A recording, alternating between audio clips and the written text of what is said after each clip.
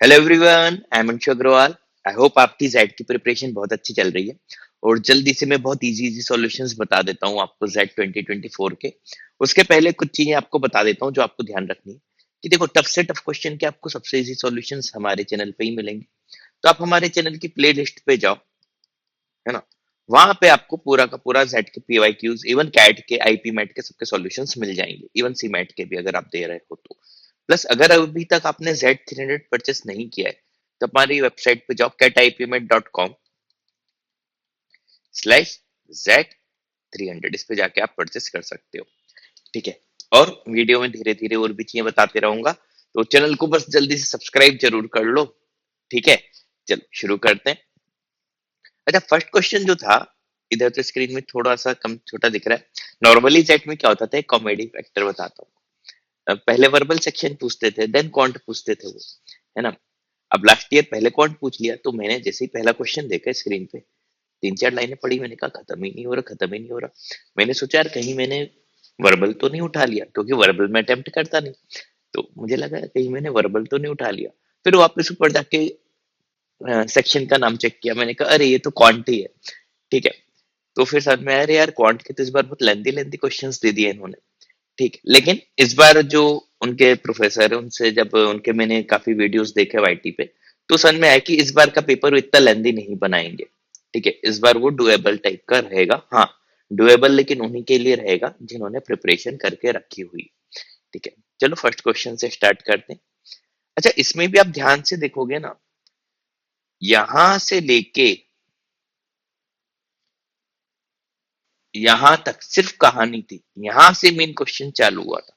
तो कई बार हम क्वेश्चन देख के सोचते हैं इतना बड़ा है, लेकिन उस क्वेश्चन में जबरन की कहानियां होती हैं, जो लास्ट ईयर इन्होंने खूब किया था। और इवन पिछले 2-3 साल छोड़ दो, उसके पहले भी ऐसा करते थे। और मैंने हमेशा से कहा है कि जेड को क्वेश्चन कहानी के फॉर्म में पूछने की आदत है। ठीक है, सीधा सीधा नहीं पूछता, कैट टाइप की एक या दो लाइन में पूरा पूछ लिया। ठीक है, तभी तो खास बात है इसकी। मेरा फेवरेट एग्जाम जेड है। In a small college, students are allowed to take only one specialization. Traditionally, only two specialization are offered: science and arts. Student enrolled in specialization in science must take physics and mathematics subject, while student enrolled in specialization in arts must take economics and political science subject. Students enrolled in science are not allowed to take either economics or political science, while students enrolled in arts are not allowed to take either physics or mathematics. देखो, अब मैं समझा देता हूँ। पहले दो ही traditionally होता था, एक होता था साइंस और एक होता था आर्ट्स। साइंस में जो होता था वो होता था फिजिक्स, या आप मैथ्स ले सकते थे। और इधर आप इकोनॉमिक्स या पॉलिटिकल साइंस ले सकते थे। ठीक है, साइंस वाले आर्ट्स के कोई सब्जेक्ट नहीं पढ़ पाते, इन्हें ले सकते थे, और आर्ट्स वाले साइंस के कोई सब्जेक्ट नहीं ले पाते। यही फर्स्ट पैराग्राफ में इन्होंने लिखा था। आगे, recently college has started third specialization called METICO that requires students to take economics and mathematics. अब एक इन्होंने थर्ड इस बार चालू कर दिया, मैट इको। नाम से ही समझ में आ रहा है, मैथ्स और इकोनॉमिक्स पढ़ाने की कोशिश की जा रही है। ठीक है। However, math eco student would not be allowed to take इधर फिजिक्स और पॉलिटिकल साइंस। अच्छा, फिजिक्स या पॉलिटिकल साइंस नहीं पढ़ सकते। When the college opens this new specialization for enrollment, it allows students originally enrolled in science or arts to switch to math eco. अच्छा, जिन्होंने originally इस पे रजिस्ट्रेशन किया हुआ है, उनको ऑप्शन है इस पे स्विच करने का। ठीक है, अब यहां से आएगा, from among the students who originally enrolled in arts 20 switch to मैटिको। जिन्होंने आर्ट्स चूज किया था, इसमें से 20 इधर स्विच कर गए। तो इधर +20 हो गया। अब मान लो ये x था, तो ये x-20 होगा, है ना। This makes number of science student twice the number of arts. Science में तो कुछ चेंज ही नहीं हुआ, तो अगर ये x-20 है, बोला साइंस इसके डबल है, तो ये 2x-40 हो जाएगा, x-20 का डबल। ठीक है, सिंपल था। देखो, जो जो बोलते जाए उतना करते जाओ, अपने आप आंसर आएगा। ठीक है।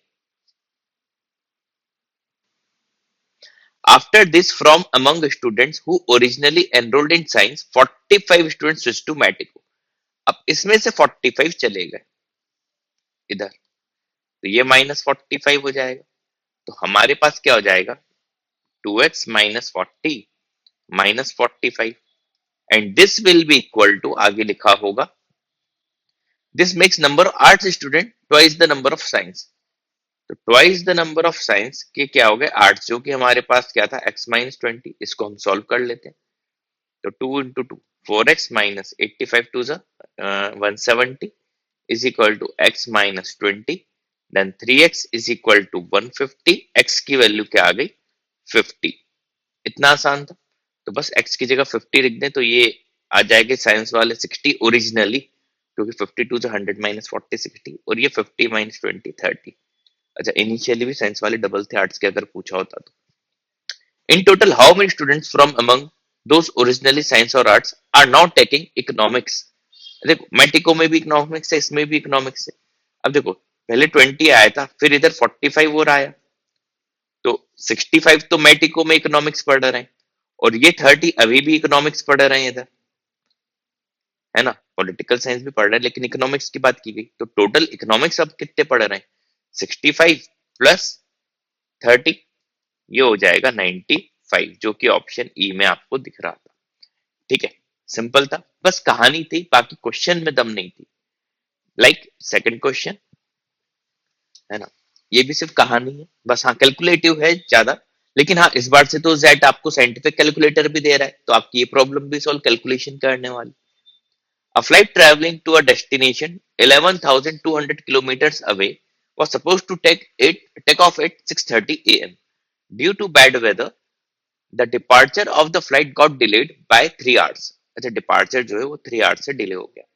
The pilot increased the average speed of the airplane by 100 km per hour from the initial planned average speed to reduce the overall delay to 1 hour. अच्छा, पहले 3 hours का था, इसको 1 घंटे से और कम करने के, 2 hours का डिले तो अभी भी होगा। ठीक है, अब यहां से अपन एक इक्वेशन देखो, 11,200 अगर वो नॉर्मल स्पीड पे जाता तो ये टाइम लगाता, अब वो 11,200 s प्लस 100 पे जा रहा है, तो टाइम डिफरेंस क्या हो गया 2 आवर्स का। तो आपको समझ में आ गया होगा क्यों लिया। 11,200 कॉमन ले लिया, अपॉन में क्या जाएगा s इंटू एस प्लस 100, और न्यूमरेटर में क्या बन जाएगा s प्लस 100 माइनस एस मतलब 100 इज इक्वल टू 2। तो 2 से इधर कैंसिल कर दिया, तो s into S plus 100 is equal to, ये 112 का आधा क्या हो जाएगा 56 इंटू 100 इंटू 100। अच्छा, 8 7 से 56 होता है, तो इसको मैं 800 इंटू 700 लिख सकता हूँ। देखो यहाँ पे थोड़ी सी स्मार्टनेस काम आती है, ताकि हमें क्वाड्रेटिक सॉल्व ना करना पड़े। तो s की वैल्यू साफ समझ में आ रहा है 700 होगी, तो स्पीड ऑफ एयरप्लेन हमारी 700 हो जाएगी ओरिजिनली। ठीक है, इसके हिसाब से इसको टाइम कितना लगता, हम इसे ही देख लेते हैं। जब वेदर वेदर सब सही होती तो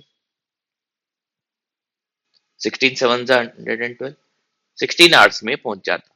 लेकिन अब क्योंकि वेदर बैड वेदर हो गई, तो अब इसी को 3 आवर्स और ज्यादा लगते हैं, 19 आवर्स।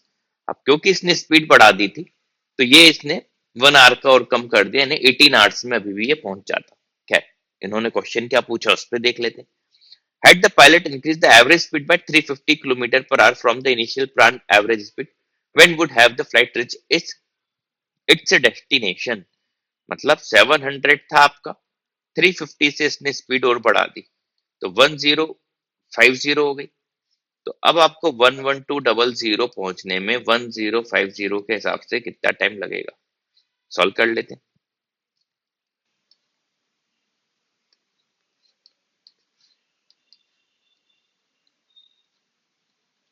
32/3 आवर्स।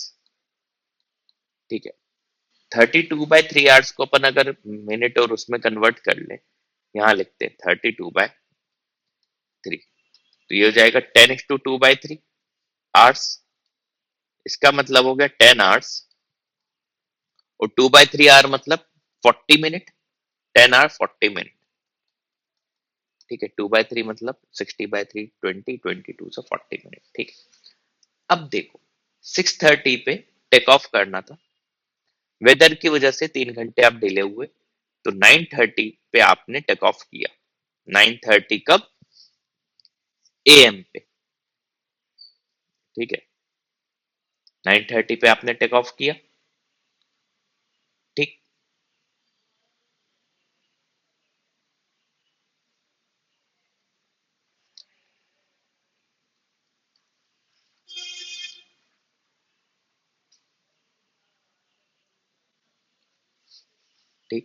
अब यहां से आप 10 आवर्स 40 मिनट जोड़ लो, तो 9 10 11 12 1 2 3 4 5 6 7 7:30 और 40 मिनट 8:10 पे आप पहुंच जाओगे। 8:10, ठीक है, 8:10, ठीक।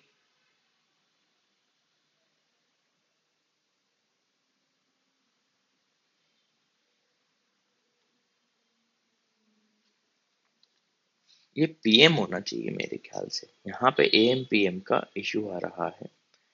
हाँ सॉरी, हमारी वो टीम ने सारे शुरू के दो ऑप्शन पीएम की जगह एम कर दिए थे। ऑफिशियली अभी मैंने चेक किया तो पीएम ही था। ठीक है, तो सेकंड क्वेश्चन का आंसर क्या हो जाएगा? ऑप्शन बी, कैलकुलेशन तो सब सही थी। ठीक है, थर्ड क्वेश्चन देख लेते हैं।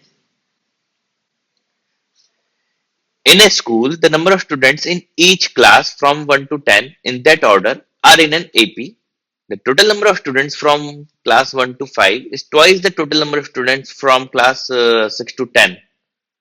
The total number of students from class 1 to 6 4 is 462. देखो सिंपल सा है, सबसे आसान बताऊं, देखो टोटल 10 ही वैल्यू है ना। अगर आपको जल्दी करना हो, देखो 1 2 3 4 5 ब्रेक दे दो, 6 7 8 9 10।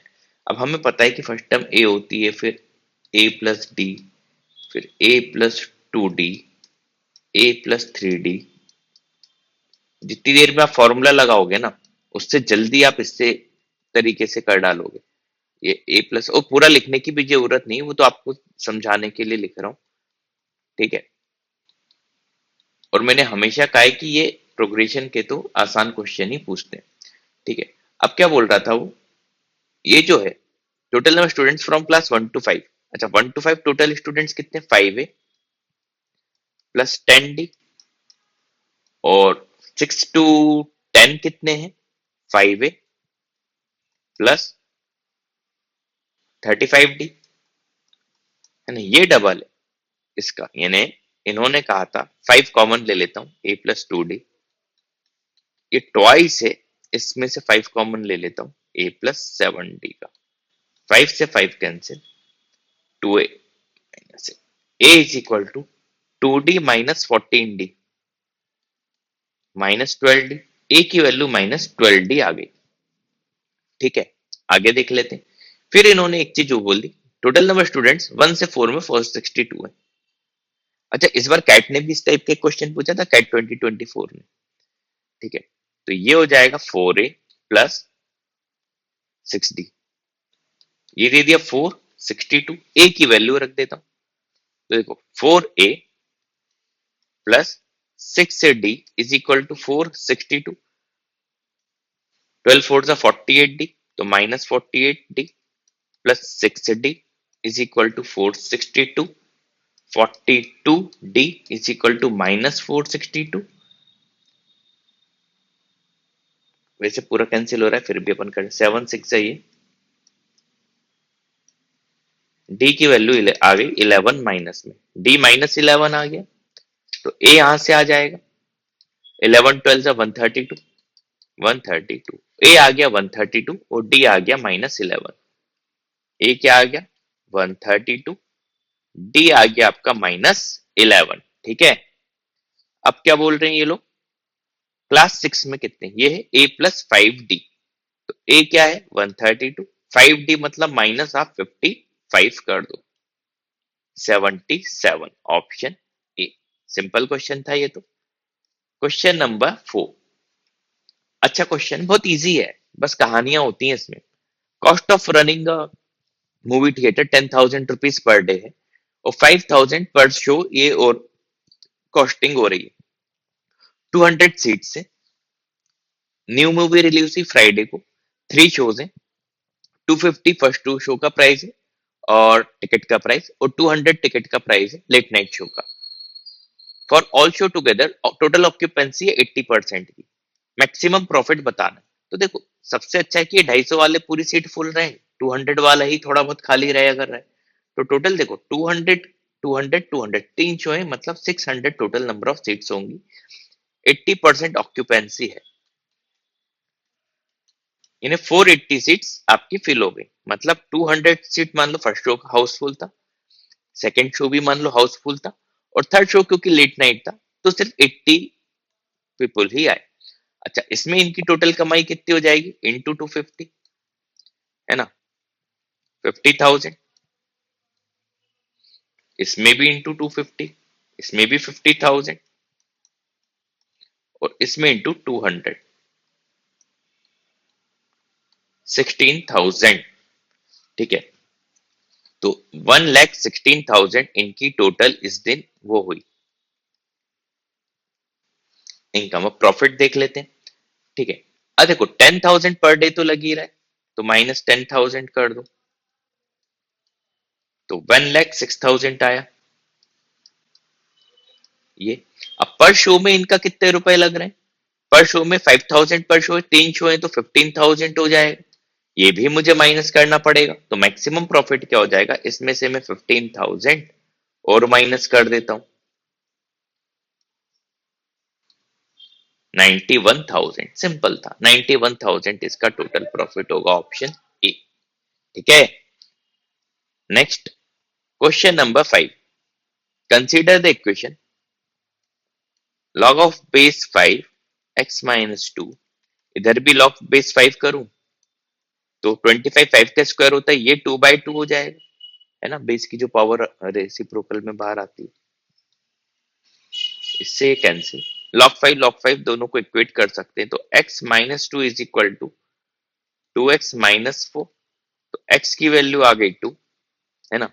अच्छा, ये भी स्मार्ट है। और अगर आपने मुझसे log पढ़ा हुआ है ना, तो मैंने हमेशा कहा है कि लॉग के क्वेश्चन में जब भी आपकी वैल्यू आती है उसको एक बार लॉग में रख के जरूर देखना।